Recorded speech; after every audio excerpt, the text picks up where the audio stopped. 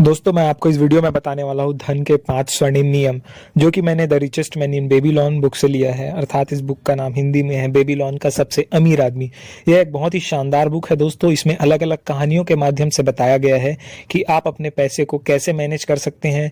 कम खर्चे में भी, अगर आपकी आमदनी कम है तब भी आप अमीर बन सकते हैं इन 5 स्वर्णिम नियम को अपनाकर। तो चलिए दोस्तों वीडियो शुरू करते हैं। एक कहानी के माध्यम से मैं आपको बताऊंगा धन के 5 स्वर्णिम नियम। वीडियो शुरू करने से पहले आप इस चैनल को सब्सक्राइब कर दीजिए, वीडियो को लाइक कर दीजिए और इसी तरह अपना प्यार देते रहिए।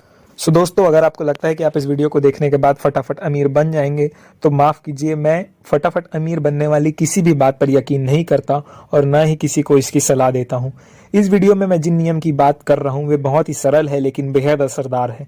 इस नियमों को जानने के बाद चाहे आप इन्हें माने या ना माने, चाहे आप इन्हें सही माने या गलत माने, आपको इन पर भरोसा हो या ना हो, लेकिन इस बात से कोई ज्यादा फर्क नहीं पड़ेगा। फर्क सिर्फ इस बात से पड़ेगा कि क्या आप बताए गए नियमों को लगातार लंबे समय के लिए अमल में लाते हैं या नहीं।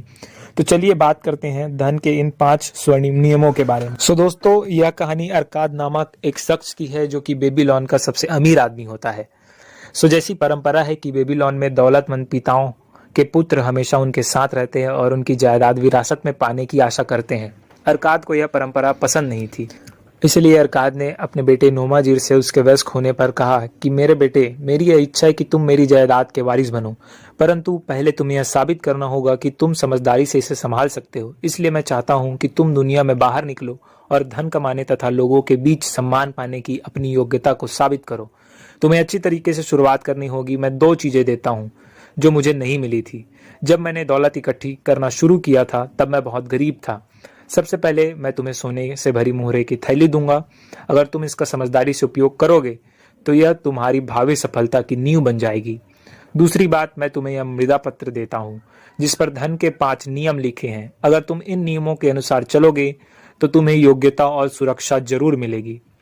आज से 10 साल बाद जब तुम घर लौटकर अपने अनुभव बताना और अगर तुम खुद को योग्य साबित कर दोगे तो मैं तुम्हें अपनी जायदाद का वारिस बना दूंगा, वरना मैं यह जायदाद पुरोहित में दान कर दूंगा ताकि वे मेरी आत्मा की शांति के लिए देवी देवताओं से प्रार्थना करें।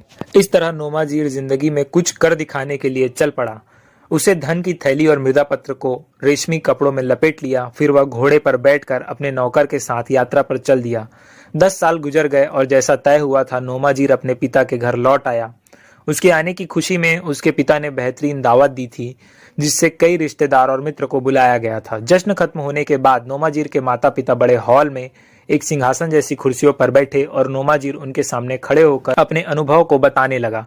जैसे उसने अपने पिता से वादा किया था उस वादे पर नोमाजीर खरा उतरा था। नोमाजीर ने कहा, पिताजी मैं आपकी बुद्धिमत्ता के सामने सर झुकाता हूँ। 10 साल पहले जब मैं युवा अवस्था की दहलीज पर खड़ा था तो आपने मुझसे कहा था कि मैं बाहर निकलूं और मर्द बनकर दिखाऊं, बजाय इसके कि मैं आपकी दौलत विरासत में मिलने का इंतजार करता रहूं।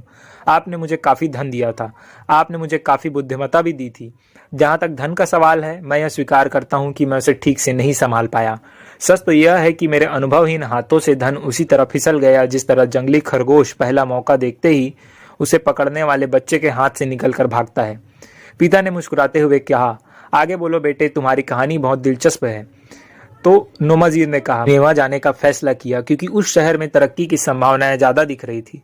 मुझे विश्वास था कि मुझे वहां बहुत अवसर मिलेंगे। मैं एक कारवां में शामिल हो गया और उसमें मेरे जैसे बहुत से दोस्त बन गए। उनमें 2 मधुर भाषी लोग भी थे जिसमें एक बहुत सुंदर सफेद रंग का घोड़ा था जो हवा की तेजी से भागता था। यात्रा के दौरान उन्होंने मुझे विश्वास में लेकर बताया कि निनेवा में एक दौलतमंद आदमी है जिसके पास इतना तेज घोड़ा है कि वह कभी नहीं हारा है। उसके मालिक को यकीन है कि दुनिया का कोई घोड़ा उससे तेजी से नहीं भाग सकता। वे लोग अपनी रकम को दांव पर लगाने जा रहे थे। वह घोड़ा बेबीलोन के सारे घोड़ों से ज्यादा तेज भाग सकता था। मेरे मित्रों ने कहा कि उस घोड़े के सामने उनका घोड़ा तो एक कमजोर खच्चर है जिसे बहुत आसानी से हराया जा सकता है। उन्होंने मुझ पर कृपा दिखाते हुए कहा कि मुझे भी उस दांव में हिस्सेदारी बना दे। मैं इस योजना पर मोहित था। हमारा घोड़ा बुरी तरह से हार गया। मैंने अपना धन गंवा दिया। यह सुनकर अरकाद को हंसी आ गई। बाद में मुझे पता चला कि वह उन धोखेबाजों की चालाकी भरी योजनाएं थी और वे लगातार कारवा में अपने शिकार की तलाश में यात्रा करते हैं। निनोवा का वह आदमी उसका पार्टनर था और वे लोग दांव पर लगाए गए पैसे को आपस में बांट लेते थे। इस चालबाजी ने मुझे सतर्क रहने का पहला सबक सिखाया। जल्द ही मुझे एक और इतना ही कटु अनुभव होने वाला था। कारवा में एक और युवक मेरा मित्र बन गया था। उसके माता पिता दौलतमंद थे और वह भी मेरी तरह व्यवसाय करने के लिए निनोवा जा रहा था। हमारे पहुंचने के कुछ समय बाद ही उसने मुझे बताया कि एक व्यापारी की मृत्यु हो गई, जिस वजह से उसकी दुकान में भरा पूरा सामान और उसकी दुकान का नाम बहुत कम कीमतों पर मिल रहा है। उसने कहा कि हम बराबरी के पार्टनर होंगे, परंतु पहले उसे बेबीलोन जाकर धन लाना होगा। उसने मुझे राजी कर लिया। मैं अपने धन से उस दुकान को खरीद लूं और बाद में जाकर अपने हिस्से का धन वह ले आएगा। चूंकि दुकान में बाद में भी धन की जरूरत पड़नी थी, इसलिए मैं इसके लिए तैयार हो गया। वह बेबीलोन जाने में टाल मटोल करता रहा। काफी समय बीत गया। इस दौरान उसने यह साबित कर दिया कि उसमें खरीदने और खर्च करने की समझ नहीं थी। मैंने उसे आखिरकार बाहर निकाल दिया, परंतु जब तक व्यवसाय की हालत इतनी बिगड़ चुकी थी कि हमारे पास सिर्फ वही सामान बचा था जो बिक नहीं सकता था। अब हमारे पास बाकी सामान खरीदने के लिए भी धन नहीं बचा था। बचे हुए सामान को मैंने इजराइल के एक व्यक्ति को बहुत ही सस्ते दामों में बेच दिया। पिताजी, जल्द ही मेरे बुरे दिन शुरू हो गए। मैंने नौकरी की तलाश की जो मुझे नहीं मिली, क्योंकि मेरे पास कोई ऐसा ज्ञान या प्रशिक्षण नहीं था जिसके माध्यम से मैं कमा सकूं। मैंने अपने घोड़े बेच दिए, मैंने अपना गुलाम बेच दिया, मैंने अपने अतिरिक्त कपड़ों को बेच दिया ताकि मुझे भोजन और सोने की जगह मिल सके। परंतु हर दिन घोर गरीबी मेरे करीब आती जा। लेकिन उन दुख भरे दिनों में भी यह याद आ रहा था कि आपको मुझ पर विश्वास था। आपने मुझे मर्द बनने के लिए भेजा था और मैं मर्द बनने के लिए संकल्पवान था। नोमाजीर की माँ दोनों हाथों से अपना चेहरा छुपा ली और सुबकने लगी। उस समय मुझे आप पर दिया हुआ वह मृदा पत्र याद आया जिस पर धन के 5 स्वर्णिम नियम लिखे थे। मैंने आपकी समझदारी के शब्दों को बहुत ध्यान से पढ़ा। उन्हें पढ़ने के बाद मुझे एहसास हो गया कि अगर मैंने इन समझदारी के शब्दों को पहले पढ़ लिया होता तो मेरा धन नहीं डूबता। मैं हर नियम याद कर लिया और यह संकल्प किया कि जब सौभाग्य की देवी मुझ पर मेहरबान होंगी तो मैं जवानी की अनुभवहीनता से नहीं बल्कि उम्र की बुद्धिमत्ता से अपनी दिशा तय करूंगा। आज रात जो लोग यहाँ बैठे हैं उनके लाभ के लिए मैं अपने पिता के बुद्धिमत्ता नियमों को पढ़ना चाहूंगा जो उन्होंने मुझे 10 साल पहले दिया था। धन उस आदमी के पास खुशी खुशी आता है और बढ़ती मात्रा में आता है जो अपनी आमदनी के कम से कम 10वें हिस्से का प्रयोग अपने तथा अपने परिवार के भविष्य की जायदाद बनाने के लिए करता है। दूसरा नियम है, धन उस समझदार मालिक के लिए जमकर मेहनत करता है जो इसके लिए लाभकारी काम खोजता है। यह मवेशियों की तरह तेजी से बढ़ता है। तीसरा है, धन उस सावधान मालिक के संरक्षण में रहता है जो इसका निवेश सिर्फ समझदार लोगों की सलाह से करता है।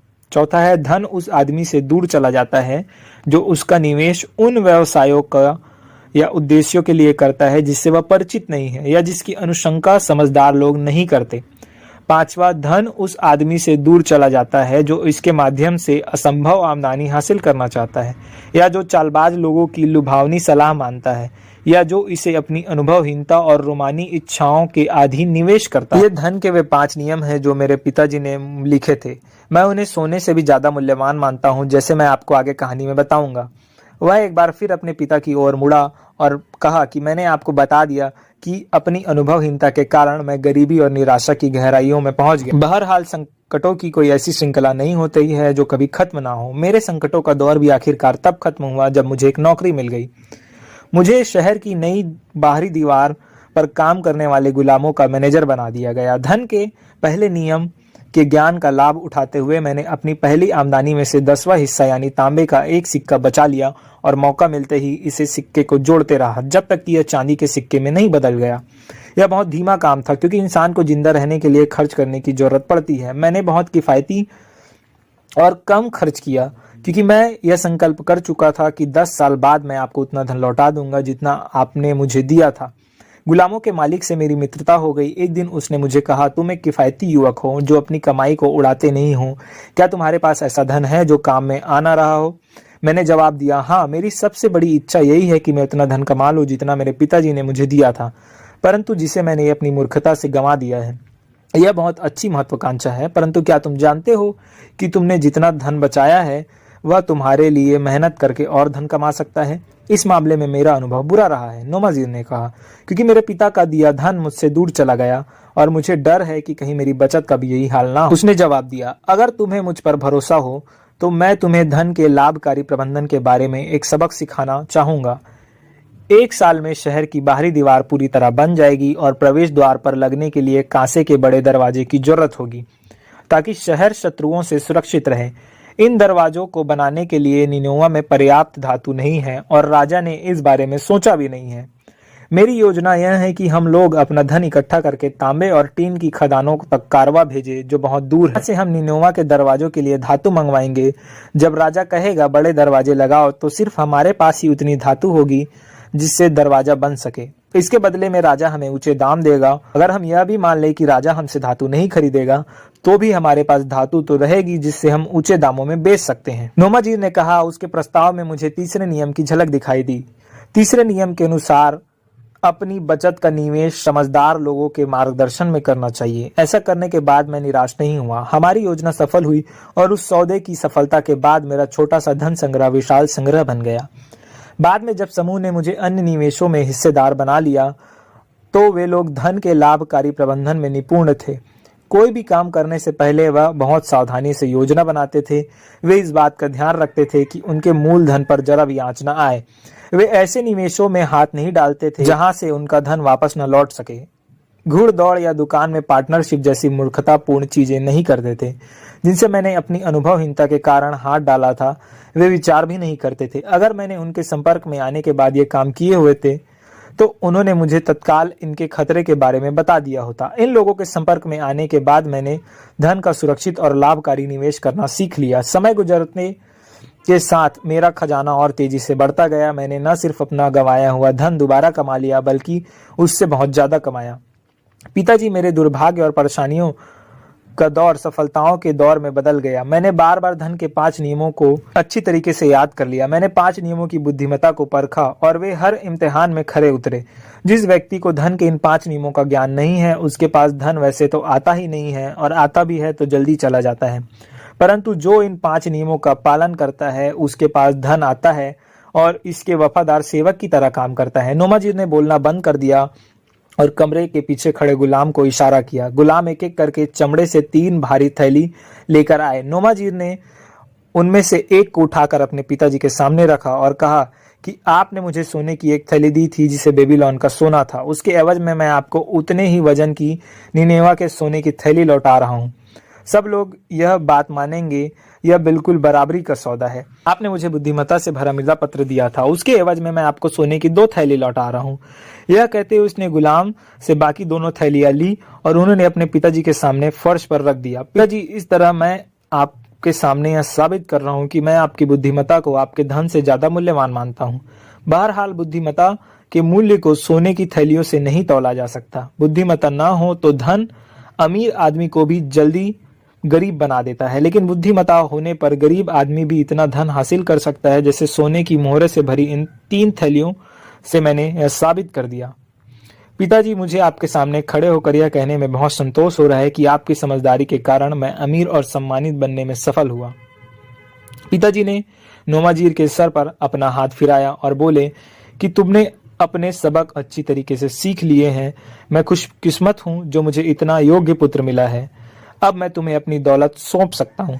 सो दोस्तों, आप भी इन धन के 5 नियम को अप्लाई करके अपने जीवन में आगे बढ़ सकते हैं। यह नियम मैं एक बार फिर से आपके सामने पढ़ता हूँ। धन उस आदमी के पास खुशी खुशी आता है और बढ़ती मात्रा में आता है जो अपनी आमदनी के कम से कम 10वें हिस्से का प्रयोग अपने तथा अपने परिवार के भविष्य के लिए जायदाद बनाने में करता है। अर्थात आप जितनी भी आमदनी होती है, आपकी जितनी भी इनकम होती है, उसका 10% आप सेव करें, आप बचाए अपने परिवार के भविष्य के लिए। दूसरा नियम है, धन उस समझदार मालिक के लिए जमकर मेहनत करता है जो इसके लिए लाभकारी काम खोजता है। यह मवेशियों की तरह बढ़ता है। अर्थात आप अपने बचाए हुए धन के लिए शानदार इन्वेस्टमेंट ढूंढते रहे। यह तभी तेजी से बढ़ेगा जब आप इनको इन्वेस्ट करेंगे। तीसरा नियम है, धन उस सावधान मालिक के संरक्षण में रहता है जो इसका निवेश सिर्फ समझदार लोगों की सलाह से करता है। अर्थात जब भी आप अपने बचाए हुए पैसे को इन्वेस्ट करें, समझदार लोगों की सलाह लेकर ही करें। इसे जल्दबाजी में न गवाएं। केवल समझदार लोग ही इस धन का अच्छा उपयोग आपको बता सकते हैं।